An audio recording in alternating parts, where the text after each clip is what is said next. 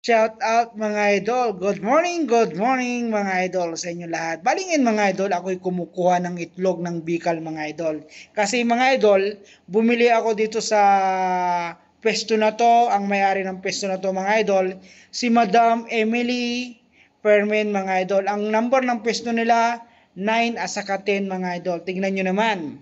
Bumili ka na ng Bicol sa kanila at saka may free pang itlog. Kung gusto mong kumuha ng itlog, maghanap ka na lang dyan sa mga nakalagay sa mga kulungan ng mga Bicol mga idol. Fresh na fresh, bagong itlog mga idol. Ang kasakagaganda dito mga idol, dito kay Ma'am Emily Fermin, murang-murang mga paninda nila mga idol at saka makakapagtawad ka pa mga idol. Ang kagandahan kasi mga idol, habang bumili ka ng mga paninda nilang Bicol, may free itlog. Gusto mong kumuha sa kanila, maghanap ka na lang kung may nag-itlog, sa'yo na yan mga idol. Kaya nakakuha na ako ng dalawa mga idol at saka may papaya pa mga idol. Saan ka pa? May free itlog at saka murang-mura pa yung paninda nila ng mga Bicol at saka manok na matatagal na mga idol na siguro mga 1.5 years kasi binibili rin na nila mga idol sa farm. Bali ngayon mga idol, nakikita nyo naman, yan ang pisto ni Madam Emily Fermin dito sa likod ng Baguio Center Mall mga idol sa Lacandula mga idol. Nakikita nyo naman.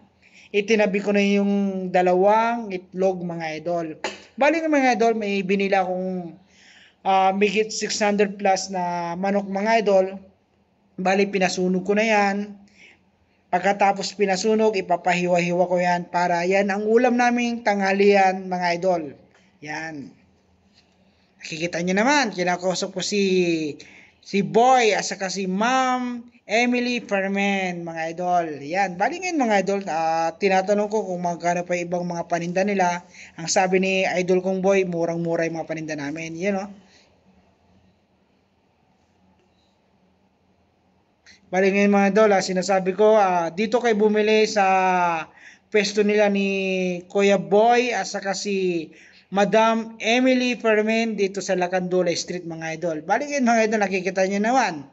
Talagang nagsha-shoutout ko sa kanila mga idol. Kasi dito ako laging bumibili ng mga paninda na lang ng mga Bicol.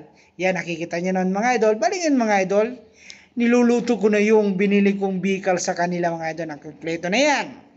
Pinipressure ko na yung mga idol. Nakikita nyo naman wall, kumukulo na yan. Pinapalambot ko siguro mga 30 minutes yan. May sayote na, may dahon ng malunggay mga idol. Nakikita nyo naman. Binuksan ko na mga idol kasi malambot na, kulong-kulo na. Inuulog ko na yung sayote mga idol. Imimikos-mikos na natin mga idol. Tignan nyo na, punong-puno yung rice cooker na malaki mga idol. Yan ang ulam namin, simple recipe. Pinikpikan ng manok, pinagpapalong manok, saka sinunog. Masarap yan. Sabaw pa lang, hinulog ko na yung dahon ng malunggay mga idol. Shoutout pala sa mga nanonood sa aking reels at saka sa Facebook. Good morning, good morning. Ayan ang ulam namin para sa tanghalian. Simple recipe. Pinikpikan na manok na pinagpapalo at saka sinunog. Simpleng buhay salesman mga idol. Nakikita niyo naman. Sabaw pa lang. Ulam na yan mga idol. Yan ang ulam namin para sa tanghalian namin dito sa work ko, dito sa Blue Ocean Department Store, Baguio Center Mall mga idol. Good morning sa inyo lahat. Maraming salamat.